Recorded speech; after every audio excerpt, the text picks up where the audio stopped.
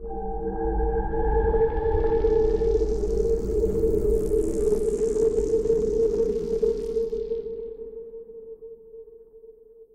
y'all, so a few months ago, Brianne and I decided to start doing these minisodes every so often because sometimes while we're researching, we'll find these cool little tangential topics that didn't quite fit into our regular episode but weren't long enough for their own. So obviously we've released some of those in the past. Well, when it came to the Moon-Eyed people, one of the things that popped up in a couple of places, but I wasn't able to really find a reliable source for the connection with the Moon-Eyed people, was that when the Cherokee arrived to the area, near what's now present-day North Carolina, they found that the Moon-Eyed people were too scared to cross the river, and it's said that they warned the Cherokee that they should be fearful too.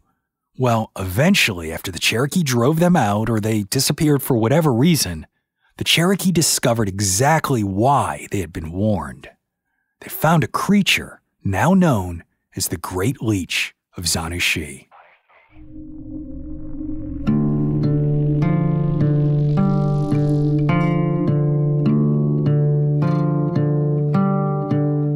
Now, like much of Cherokee folklore, this particular story has been cemented in our modern understanding by its inclusion in James Mooney's Myth of the Cherokee. And honestly, I couldn't find any telling that didn't use his work as its main source. So, what you're about to hear is Mooney's very own words, originally published in 1888 and now a part of public domain.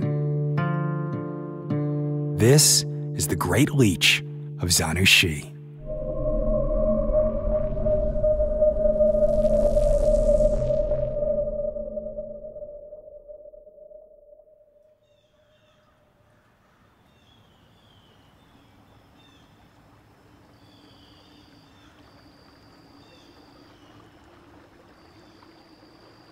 Just above the junction is a deep hole in the Valley River, and above it is a ledge of rock running across the stream, over which people used to go as on a bridge. On the south side, the trail ascended a high bank from which they could look down into the water. One day, some men going along the trail saw a great red object, full as large as a house, lying on the rock ledge in the middle of the stream below them.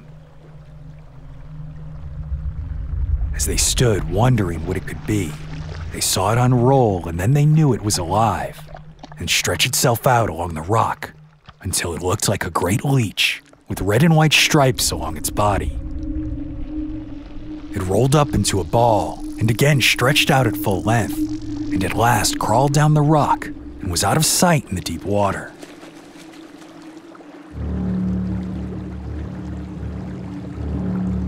The water began to boil and foam, and a great column of white spray was thrown high in the air and came down like a waterspout upon the very spot where the men had been standing and would have swept them all into the water, but that they saw it in time and ran from the place.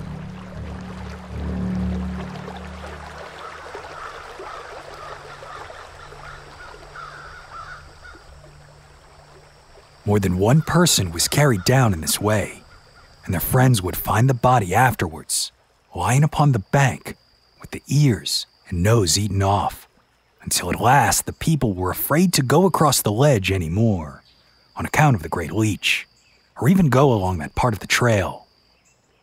But there was one young fellow who laughed at the whole story, and said that he was not afraid of anything in Valley River, as he would show them. So one day, he painted his face and put on his finest buckskin and started off toward the river, while all the people followed at a distance to see what might happen. Down the trail he went, and out upon the ledge of the rock, singing in high spirits, "I'll tie red leech skins on my legs for garters." But before he was halfway across, the water began to boil into white foam, and a great wave rose and swept over the rock, carried him down, and he was never seen again.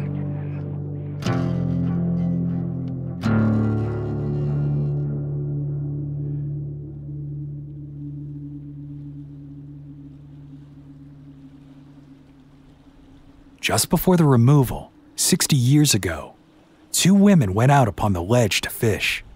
Their friends warned them of the danger, but one woman, who had her baby on her back, said, "There are fish there and I'm going to have some. I'm tired of this fat meat." She laid her child down on the rock and was preparing the line when the water suddenly rose and swept over the ledge and would have carried off her child, but that the mother ran in time to save it.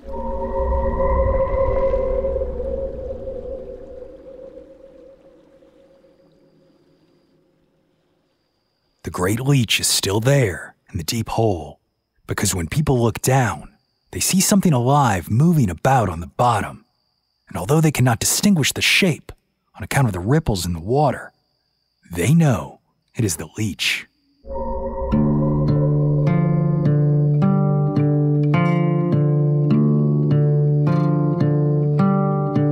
James Mooney never actually connects the infamous Moon-Eyed people to the story of the Great Leech. However, it's understandable why some storytellers may have decided to intertwine the two over the years, as the location of the leech place, Tlanusi'yĉ, and the purported home of the mysterious indigenous tribe are one and the same. As to what this creature was, though, or how this particular piece of folklore originated, we'll likely never know.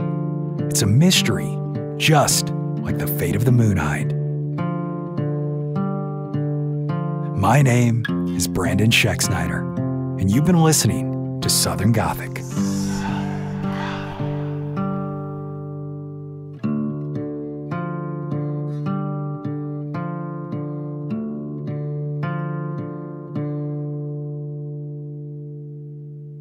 Southern Gothic is an independently produced podcast created by siblings Brianne and Brandon Schexnayder and made possible with the support of listeners like you. If you enjoyed this episode, please consider joining us on Patreon. Not only would you help us continue to grow, but you'll also receive bonus content, including ad-free episodes. The link is in the show notes. Lucky Little Shacks.